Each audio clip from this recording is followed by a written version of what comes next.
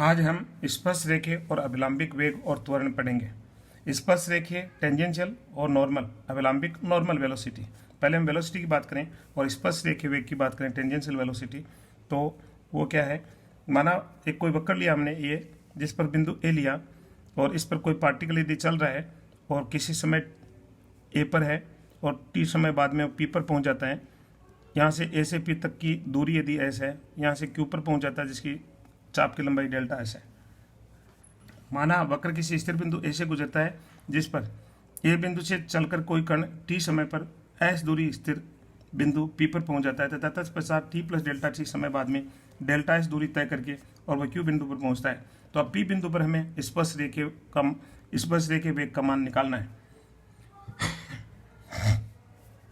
P पर कण का स्पर्श रेखीय वेग बराबर होगा स्पर्श रेखा की दिशा में विस्थापन में परिवर्तन की दर बराबर limit delta t tends to 0, delta t समय में स्पर्श रेखा की दिशा में विस्थापन अपॉन डेल्टा टी। पी पर स्पर्श रेखा यह है और इसकी दिशा में विस्थापन देखना है जब कण क्यू बिंदु पर चला गया। क्यू पर हमने ये स्पर्श रेखा खींची और क्यू से हमने ये जो पी पर स्पर्श रेखा थी इस पर लंब डाल दिया। यहाँ पर एम आ गया, ये इसका लंब का जो आधार है उसको एम कह दिया। तो स्पर्श रेखा की दिशा में विस्थापन पी एम हो गया।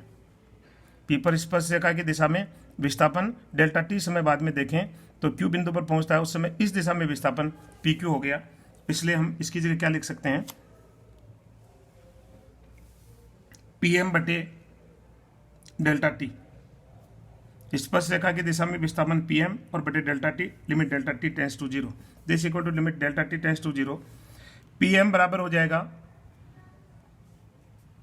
P Q into cos of Q P M. ये जो ट्राइंगल देखें हम तो इसमें क्यू पी एम ये तो एंगल हो गया और इसका ये आधार है और ये पी क्यू इसका कर्ण है, इसलिए P Q into cos of Q P M. P M बराबर पी एम आधार है, पी क्यू कर्ण है, इसलिए आधार बट्टे कर्ण बराबर cos of this angle, therefore P M बराबर P Q into cos of Q P M. जीवा पी क्यू, पी क्यू क्या है, जीवा पी क्यू की बात करें हम, पी क्यू चाप की लंबाई की नहीं बात कर रहे, सीधी लाइन जो दे रखी है उसकी। तो जीवा P Q into cos of Q P M. अब जीवा पी क्यू में हमने डेल्टा से डिवाइड कर दिया, डेल्टा से मल्टीप्लाई कर दिया, एक ही बात है, डेल्टा टी पड़ा है और कॉस ऑफ दिस पड़ा है। अब हम देख रहे हैं जब डेल्टा टी टेंस टू 0 है तो एंगल 0 की तरफ जाएगा और एंगल जब 0 जाएगा तो कॉस 0 का मान 1 होता है तथा जीवा की लंबाई पी क्यू और चाप की लंबाई डेल्टा एस दोनों बराबर हो जाएंगी, इसलिए इसकी वैल्यू भी क्या हो जाती है, 1 हो जाती है। इसलिए इस लिमिटिंग केस के अंदर हम यदि इनके मान पुट कर दें तो हमारे पास रिजल्ट ये आएगा कि लिमिट ये तो 1 हो जाएगी, कॉस भी 1 हो जाएगा, delta S upon delta T का D S upon D T हो जाएगा। देयरफॉर स्पर्श रेखीय वेग बराबर डी एस बटा डी टी बराबर एस डॉट।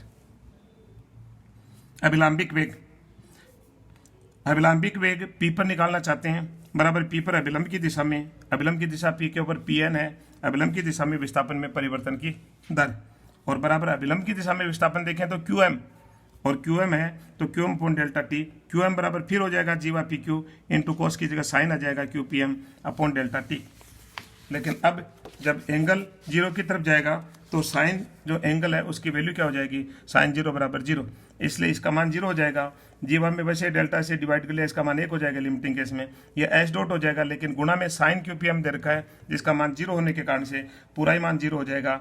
इसलिए अभिलंबिक दिशा में कण का वेग 0 होता है। किसी बिंदु पर यदि कण किसी वक्र के अनुदिश गतिशील है तो उसका टोटल वेग जो होता है स्पर्श से क्या होता है, अभिलंबीय दिशा में वेग उसका 0 होता है। अभी हमने ज्ञात किया इसको, इसलिए परिणामी वेग को हम कह सकते हैं परिणामी वेग बराबर स्पर्श रेखीय वेग। अतः वेग की दिशा सदैव स्पर्श रेखीय होती है। अब थोड़ा आगे बढ़े, हम स्पर्श रेखीय तथा अभिलंबिक त्वरण की बात करते हैं। स्पर्श रेखीय त्वरण टेंजेंशियल एक्सेलरेशन, माना कण टी समय पर पी बिंदु पर पहुंचता है जहां पर इसका वेग v है। पी बिंदु पर वेग v है मतलब पी बिंदु पर स्पर्श रेखा की दिशा में वेग v है और जैसे ही कण पी से क्यू पर पहुंचता है डेल्टा टी समय बाद में, डेल्टा एस चाप की लंबाई है वही, और डेल्टा टी समय बाद में जब यहाँ पर पहुंचता है यहाँ पर स्पर्श रेखा की दिशा ये है और इस पर वेग में थोड़ा चेंज आ जाएगा। तो हमने मान लिया कि क्यू बिंदु पर स्पर्श रेखा की दिशा में जो वेग है वो है v प्लस डेल्टा वी है।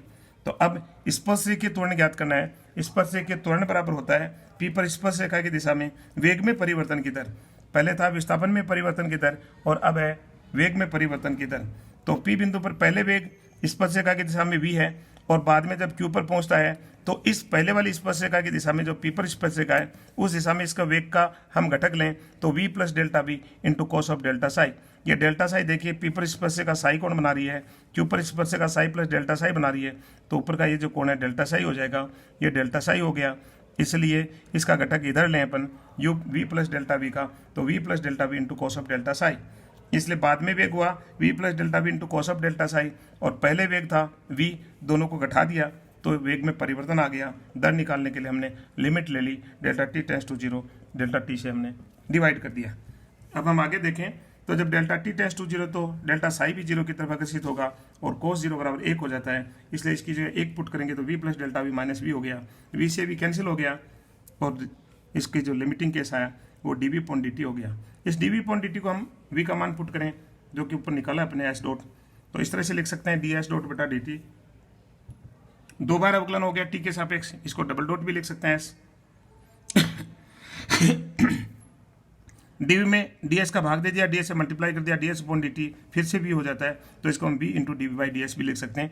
ये जब क्वेश्चन सॉल्व करेंगे तो किस रूप में अपन को ये स्पष्ट रेखे त्वरण चाहिए उसको हम फॉर्मूले को काम में ले लेंगे। s डबल डॉट चाहिए या S d2s upon dt square चाहिए या v dv अपॉन ds चाहिए, जैसे अपन को आवश्यकता होगी। v और s में रिलेशन चाहिए तो ये वाला काम में लेंगे, s और t में चाहिए तो ये वाला रिलेशन काम में लेंगे। इस प्रकार से हम आवश्यकता अनुसार इसको काम में ले सकेंगे। अभिलंबिक त्वरण, अभिलंबिक त्वरण का मतलब p पर अभिलंब की दिशा में वेग में परिवर्तन की दर। अब p पर अभिलंब की दिशा p से लंबवत दिशा pn हो जाएगी, जो चित्र के अंदर है ये pn डायरेक्शन। इस दिशा में प्रारंभिक में इस समय तो वेग टोटल स्पर्श के, इसलिए पहले तो वेग 0 है, लेकिन v प्लस डेल्टा बी का अपन इस साइड में घटक लेंगे तो v plus delta b into sine delta psi हो जाएगा। इसलिए बाद का वेग जब कण q पर पहुंच गया तब pn के अनुदिश इसका वेग का मान जो आएगा वो आएगा v plus delta b into sine delta psi, और पहले वेग कितना है 0 है, माइनस 0 अपॉन डेल्टा टी, क्योंकि delta psi sine delta psi जब डेल्टा साई की वैल्यू 0 की तरफ जाएगी तो साइन डेल्टा साई बराबर डेल्टा साई हो जाएगा। इसलिए इसकी जब मैं डेल्टा साई लिखूँ तो ये लिमिट दो टुकड़ों में टूट जाएगी, पहला v into delta psi upon delta T और दूसरा आ जाएगा del v delta psi upon delta T या delta v upon delta T into delta psi.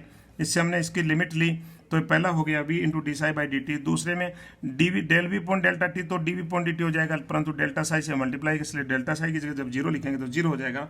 इसलिए हमारे पास ये रिजल्ट आया v into d psi upon D T, नीचे ds से मल्टीप्लाई कर दिया और ds से डिवाइड कर दिया, तो हमारे पास ये आ गया v into d psi upon D S into D S upon D T, D S upon D T फिर से v हो गया, तो इसलिए ऊपर हो गया v स्क्वायर, और D S upon D Sai बराबर हम जानते हैं रो होता है, इसलिए D S upon D Sai की जगह रो लिख दिया, इसलिए अभिलंबिक त्वरण बराबर आ गया v स्क्वायर अपॉन रो। अब हम परिणामी त्वरण की बात करते हैं, देखते हैं किस तरह से कितना निकलता है और कौन सी दिशा में कार्य करता है। परिणामी त्वरण जैसा कि चित्र बनाया है इसमें देखें अपन, परिणामी त्वरण मान लीजिए f है तो इसकी ये दिशा है जो स्पर्श के त्वरण से थीटा कोण बना रही है, स्पर्श के त्वरण से थीटा कोण बनाए ऐसी दिशा में हमने परिणामी त्वरण मान लिया त्वरण। अब देखिए कि परिणामी त्वरण यदि f है तो f का इस स्पर्श की दिशा में घटक f cos थीटा हो गया और अभिलंबिक दिशा में इसका f sin थीटा हो गया, इसलिए f cos थीटा बराबर s डबल डॉट और f sin थीटा बराबर b स्क्वायर अपॉन रो। यदि हम वर्क करके जोड़ दें तो f square into cos square plus sine square आएगा 1 हो जाएगा, और s double dot square plus v square upon rho का होल स्क्वायर हो जाएगा। Therefore f is equal to root s double dot square plus v square upon rho whole square. Means परिणामी त्वरण जो है उसका मान होता है रूट स्पर्श के त्वरण का होल स्क्वायर प्लस अभिलंबिक त्वरण का होल स्क्वायर। लेकिन डायरेक्शन निकालने के लिए हमने ऊपर जो मान जो थे दो टुकड़े थे f cos theta f sin theta उसमें डिवाइड कर दिया ना, हमने f sin थीटा में f cos थीटा का भाग लगा दिया, भाग लगाने से f कैंसिल हो जाएगा और राइट हैंड साइड का भी डिवाइड कर दिया तो v square upon rho upon s double dot आ गया। इससे टेन थीटा की वैल्यू आ गई, tan theta is equal to v square upon rho into s double dot, therefore theta equal to tan inverse v square upon rho into s double dot. ये theta जो है ये है परिणामी त्वरण की दिशा है, जो स्पर्श रेखा की दिशा, स्पर्श के त्वरण जो दे रखा है इसकी दिशा से कोण बनाती है, जो कि परिणामी त्वरण की दिशा है। Thank you.